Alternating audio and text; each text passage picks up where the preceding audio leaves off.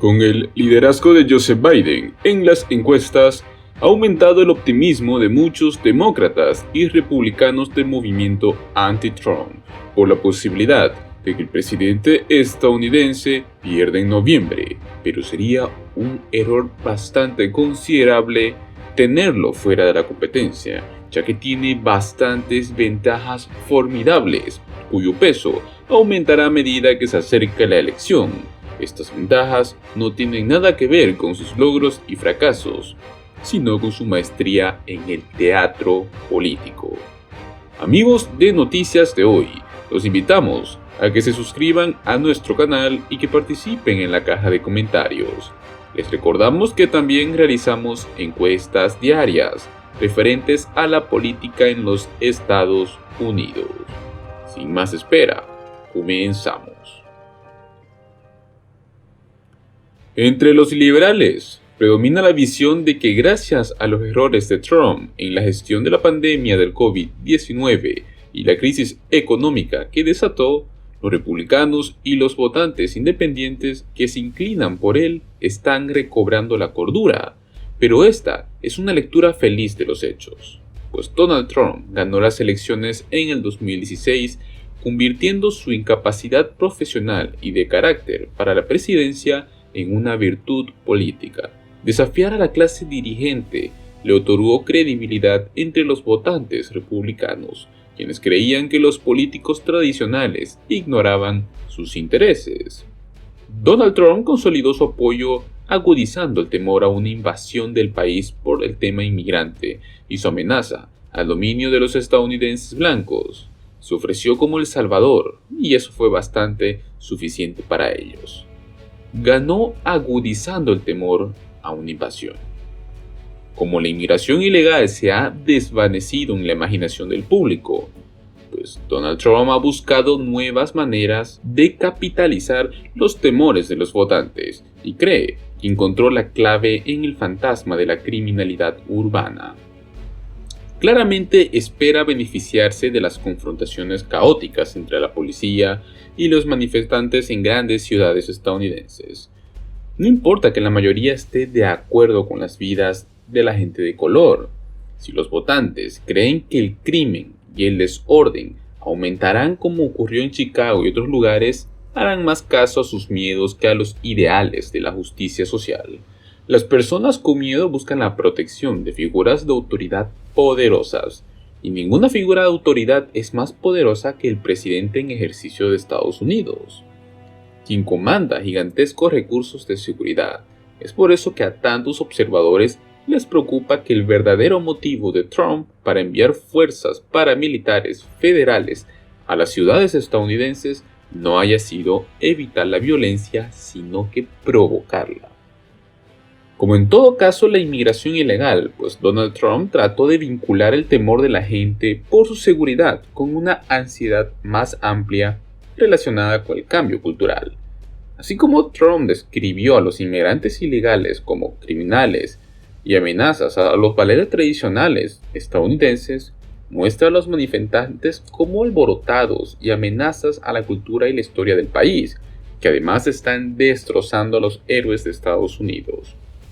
Como podemos ver, él sigue los pasos de Richard Nixon, de Ronald Reagan y de George Bush, que provocaron o explotaron los temores a los delitos urbanos y la decadencia social en su camino a la presidencia. Los neoliberales creen que los estadounidenses serán capaces de percibir la estrategia de Trump y lo comparan a él por la violencia en vez de los manifestantes. Es posible, pero Trump sigue los pasos de Richard Nixon y estos otros que ya lo hemos visto bastantes veces, buscando la decadencia social y metiendo delitos urbanos.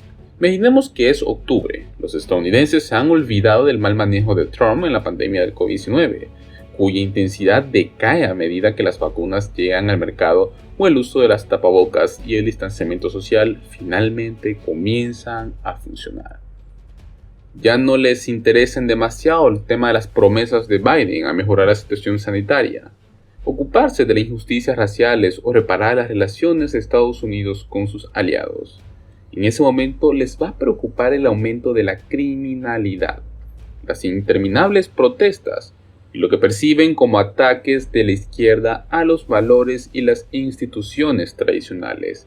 Es ahí cuando van a confiar en que Trump podrá ocuparse del crimen y van a comprar su advertencia de que el somnoliento Joseph Biden no tendrá en cuenta sus temores.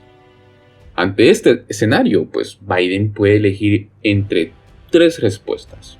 Puede tomar el camino más ético y señalar que el crimen está en un nivel bajo según los niveles históricos. Podría sostener que depende de las adversidades durante la niñez que solo los programas sociales federales bien diseñados y las reformas de la policía podrían solucionar. O también puede señalar que mucha más gente murió en Estados Unidos como resultado de las metidas de pata de Trump en respuesta al COVID-19 que por homicidios en un año típico. Pero contra un demagogo como Trump, el camino ético conduce sin duda a la derrota. Ahora el camino sin escrúpulos implicaría un estilo de demagogia de izquierda o centroizquierda. En este caso, la meta no es contrarrestar el temor de la gente a la criminalidad, sino que redirigir su temor hacia otra cosa.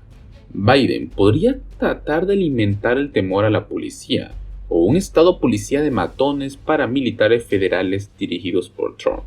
O también podría seguir el ejemplo de populista clásico, desde Huey Long hasta Hugo Chávez, y atacar a los ricos y al monstruo corporativo como fuente de todos los problemas. Pero Biden no puede hacer ninguna de esas cosas, pues su decencia le juega en contra, su reputación.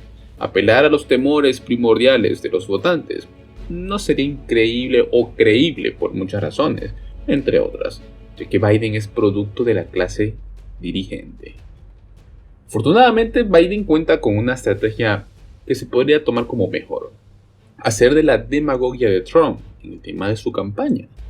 El último gran demagogo estadounidense fue el senador Joseph McCarthy, el cual dominó la política del país entre el año 1950 y 1954.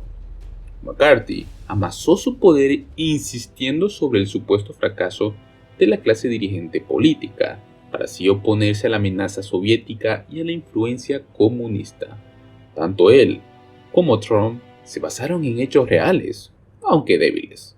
Aprovechando la ansiedad del público por el expansionismo soviético, pues McCarthy infló la amenaza con acusaciones falsas, manipulando a la prensa. Sin embargo, cayó en la misma velocidad como la que ascendió. Fue censurado por el Senado en 1954 y murió en la oscuridad y el alcoholismo en 1957. Tal vez los estadounidenses se cansaron de sus payasadas. Ninguna de sus acusaciones dio como resultado una condena por espionaje. Lo que socavó fue su credibilidad. O tal vez también se excedió al atacar al ejército estadounidense, que era más respetado por los ciudadanos que sus objetivos previos, entre los cuales estaba el Departamento de Estado y Hollywood. La suerte de McCarthy ofrece una luz de esperanza para Biden. Tal vez el público estadounidense no sea capaz de tolerar más de 4 años de demagogia. El fin llegó cuando McCarthy tuvo que rendir cuentas frente al abogado del ejército, Joseph Welch, quien atacó al senador durante una audiencia televisada por participar en el asesinato de la reputación de uno de los colegas de Welch. En aquel entonces le hizo la famosa pregunta, esta que desencadenó el aplauso de los espectadores. ¿No tiene sentido de la decencia, señor? ¿Ya no le queda nada de decencia?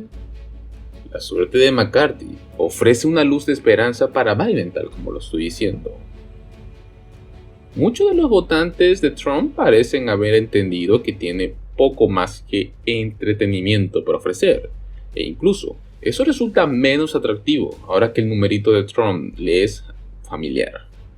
Pues Trump, como McCarthy, puede haber llegado demasiado lejos con el ejército, cuando amenazó con desplegar personal militar en las ciudades estadounidenses.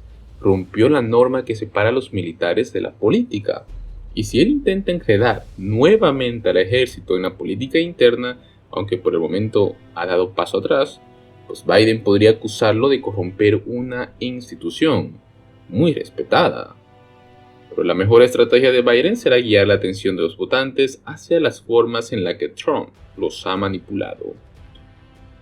Ya que tanto Trump como McCarthy ha explotado las divisiones entre los estadounidenses, corrompido el debate público con sus mentiras e insultos y atacado instituciones valiosas. Entre ellas estamos hablando del FBI, los Centros de Control y Prevención de Enfermedades.